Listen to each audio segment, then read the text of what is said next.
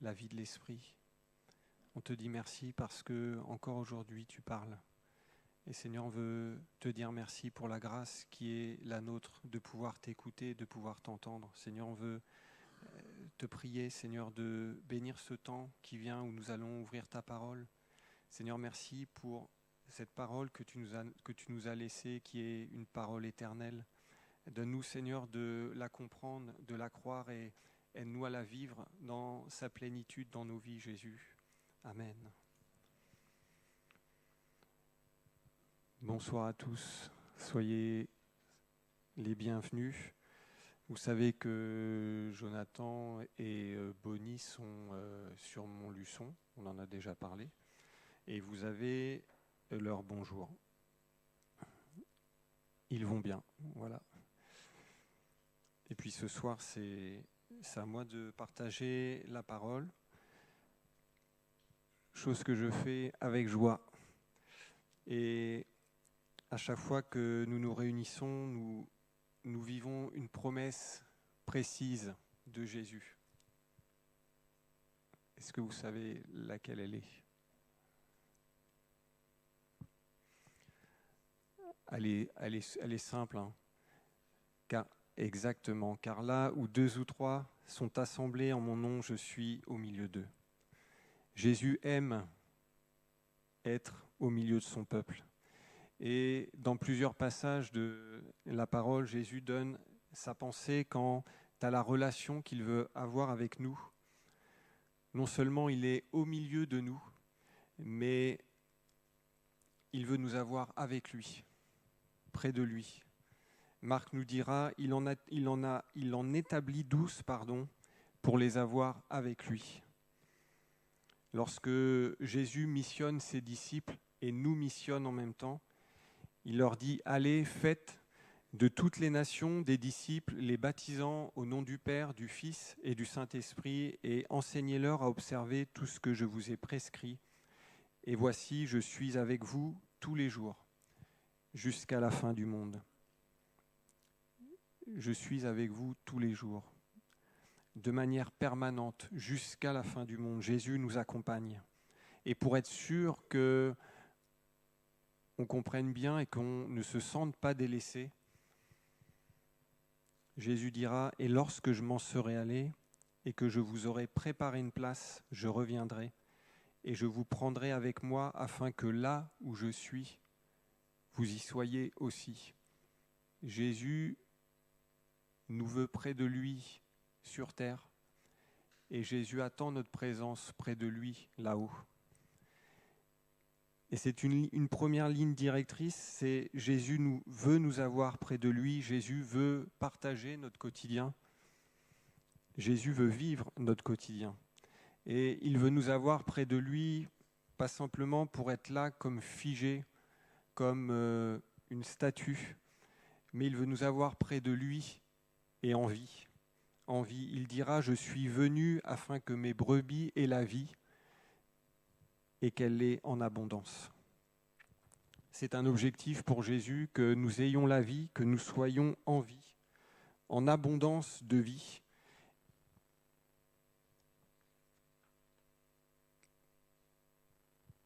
Et de quelle vie on peut espérer de plus ? Parce que Jésus parle de vie et d'abondance de vie. Je suis en vie, qu'est-ce que je peux vivre de plus que l'abondance de vie ? Et finalement, cette abondance de vie, elle est liée à Jésus. On peut avoir une abondance de réjouissance humaine, on peut avoir une abondance de réussite, on peut avoir une abondance de popularité, mais seul Jésus apporte l'abondance de vie. Et ce soir, si tu cherches la vie, si tu cherches l'abondance de vie, alors viens à Jésus. Vous remarquerez que Jésus parle d'abondance de vie et pas d'abondance de bénédiction. Parce que Jésus veut qu'on s'attache à lui et non aux bénédictions, et parce que ce n'est pas la bénédiction qui est la vie, c'est lui, c'est Jésus. Attaché à celui qui est la vie. Et on a ces deux pensées, la proximité et l'abondance. La proximité, Jésus nous veut près de lui, il veut que nous soyons avec lui.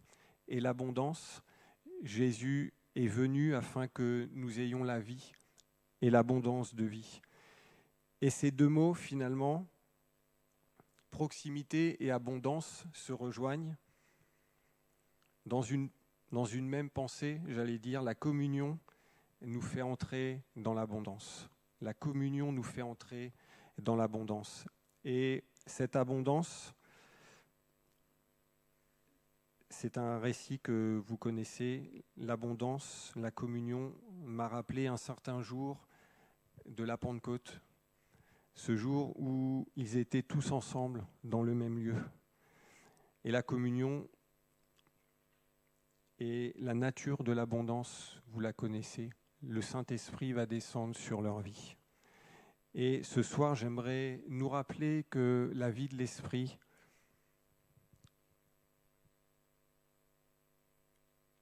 c'est une promesse réalisée dans laquelle je dois rentrer. La vie de l'Esprit, c'est une promesse réalisée que je suis appelé à vivre dès maintenant. Et déjà la pensée du prophète Joël, dans la pensée du prophète Joël, il était question que des plus jeunes aux plus âgés, tous étaient concernés. Après cela, je répandrai mon esprit sur toute chair. Vos fils, vos filles prophétiseront. Vos vieillards auront des songes et vos jeunes gens des visions, même sur les serviteurs et sur les servantes dans ces jours-là, je répandrai mon esprit. Une promesse qui concerne chaque tranche d'âge et chaque milieu social, même sur les serviteurs et sur les servantes. Et puis Jésus va rappeler à ses disciples et à nous aussi. Il dira, mais vous recevrez une puissance, le Saint-Esprit survenant sur vous, et vous serez mes témoins à Jérusalem, dans toute la Judée, dans la Samarie et jusqu'aux extrémités de la terre. Jésus parlera aussi qu'il est avantageux qu'il s'en aille, parce que s'il ne s'en va pas, le Consolateur ne viendra pas vers nous. Et l'accomplissement de la promesse est réalisé. On le lit. Le jour de la Pentecôte, ils étaient tous ensemble dans le même lieu. Tout à coup, il vint du ciel un bruit comme celui d'un vent impétueux, et il remplit toute la maison où ils étaient assis. Des langues semblables à des langues de feu leur apparurent, séparées les unes des autres, et se posèrent sur chacun d'eux. Et ils furent tous remplis du Saint-Esprit et se mirent à parler en d'autres langues, selon que l'Esprit leur donnait de s'exprimer. Amen. C'est une grâce, c'est une bénédiction de vivre le surnaturel dans un contexte humain, naturel qui est le nôtre. Et on sait que le parler en langue rend concret, visible notre baptême dans le Saint-Esprit. Et ce soir, j'aimerais nous encourager à vivre la promesse pour ceux qui sont en attente. Et j'aimerais nous encourager à rester dans la promesse pour ceux qui l'ont déjà vécue, à entretenir cette vie. Parce que le risque pour ceux qui l'ont déjà reçue, c'est de nous considérer comme arrivés et de ne pas prendre soin de cette vie, de cette vitalité qui a besoin d'être renouvelée. Et le risque pour ceux qui sont en attente, c'est de se décourager. Et finalement, nous avons besoin d'être au bénéfice de l'action du Saint-Esprit, d'avoir cette proximité avec Jésus pour vivre cette promesse du Saint-Esprit.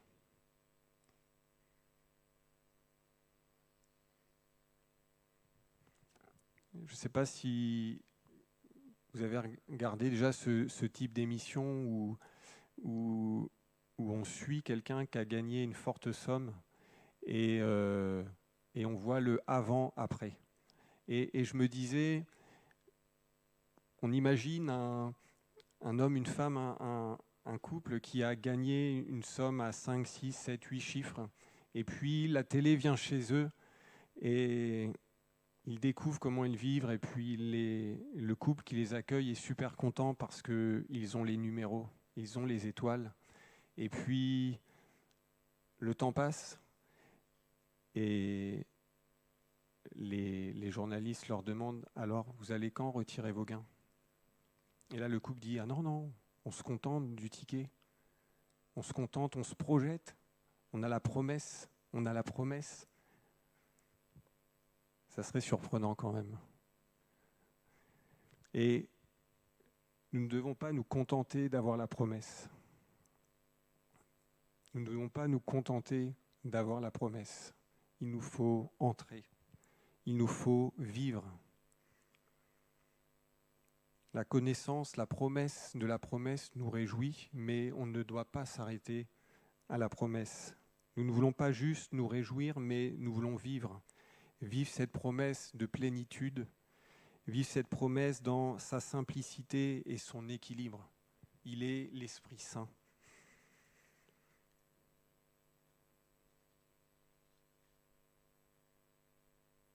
J'aimerais ce soir vous encourager à persévérer. Si pour vous, le Saint-Esprit, c'est quelque chose d'assez vague et finalement, vous êtes peut-être dit que ce n'était pas pour vous, je vous invite vraiment à persévérer et à vous rappeler que c'est un cadeau. C'est un cadeau, c'est une bénédiction. Et que le Saint-Esprit, il est pour vous. Il est pour vous. Et j'aimerais vous partager simplement ce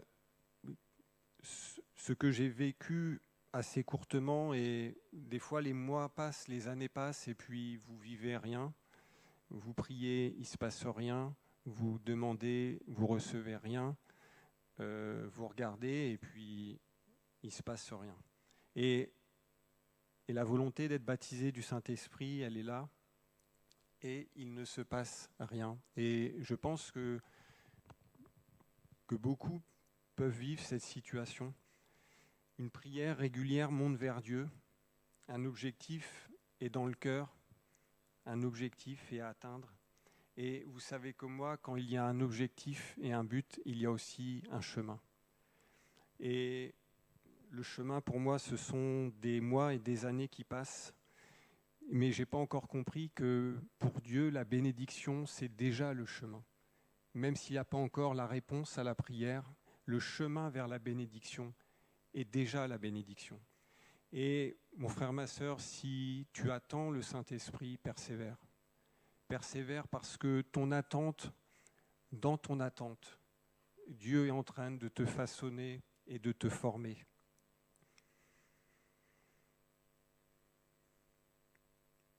Et cette promesse, cet objectif du baptême du Saint-Esprit n'était pour moi pas encore vécu. Et pourtant, Dieu était avec moi sur le chemin. Et j'ai compris après que le chemin était déjà une bénédiction avant de vivre la bénédiction, le baptême du Saint-Esprit.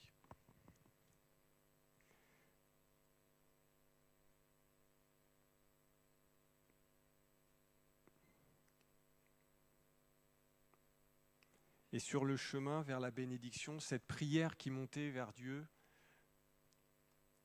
a changé d'intensité, a changé de ferveur. Elle devient une prière de cœur, elle devient une aspiration. Elle devient comme une aspiration de l'âme. Et ce temps d'attente fait grandir en moi la soif de vivre quelque chose de fort avec Dieu. Ce chemin d'attente a changé un cœur qui sait, qui connaît la promesse, en un cœur qui a soif. Un cœur qui sait, qui connaît la promesse, en un cœur qui a soif. Une soif intérieure qui nous amène à prioriser, et qui nous amène à choisir, qui nous amène à chercher la présence de celui qui désaltère nos âmes. C'est une soif inconfortable, mais c'est une soif qui nous amène là où Dieu nous attend.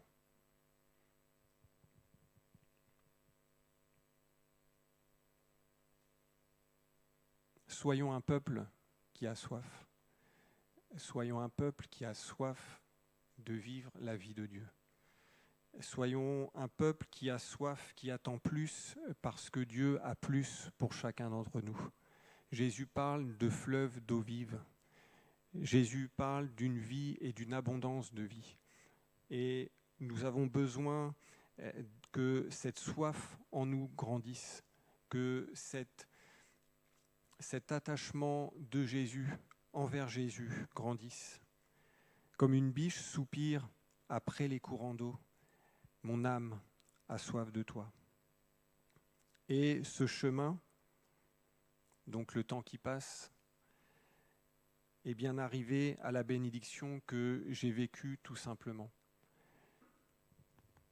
Et Dieu est fidèle. Dieu est fidèle et la promesse du Saint-Esprit, elle est vraiment pour chacun d'entre nous.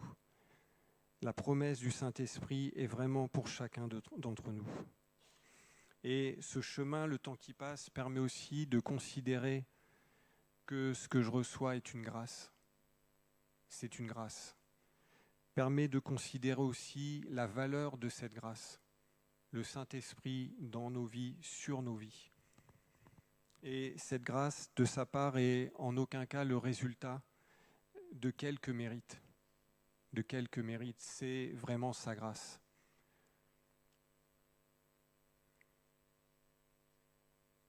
Je vous encourage à persévérer. Je vous encourage vraiment à persévérer. Dans la demande, mais aussi dans l'attente, parce que Dieu est bon. Et si nos attentes sont là, les réponses de Dieu sont souvent au-dessus de nos attentes. Persévérer dans l'attente, passer du temps avec Jésus, passer du temps près de Jésus.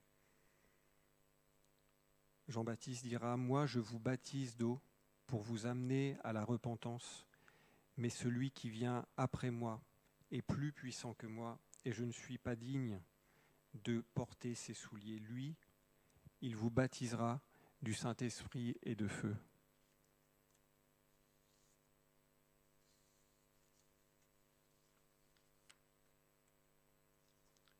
Je disais, nous sommes tous inclus dans cette promesse.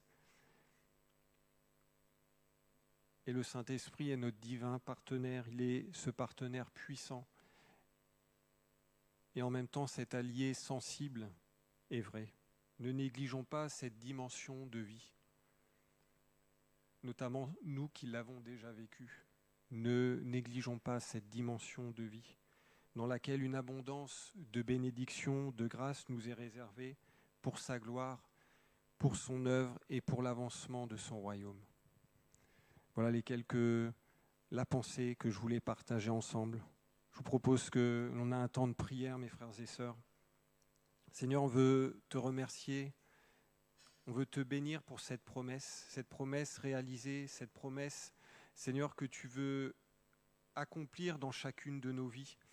On veut te dire merci parce que si nous sommes humainement limités, tu te proposes l'assistance de ton esprit afin que nos vies t'honorent de plus en plus. Nous voulons te prier, Seigneur, et te dire merci d'avoir mis cette promesse, d'avoir réalisé cette promesse afin que chacun de tes enfants puisse vivre une vie qui porte du fruit, une vie qui t'honore. Seigneur, on veut te dire merci pour l'assistance du Saint-Esprit. On veut te dire merci pour le Saint-Esprit qui agit dans l'Église. On veut te dire merci pour le Saint-Esprit qui nous accompagne, Seigneur. On veut vraiment te prier pour que nous grandissions dans notre relation avec ton Esprit Saint. Merci Jésus, Amen.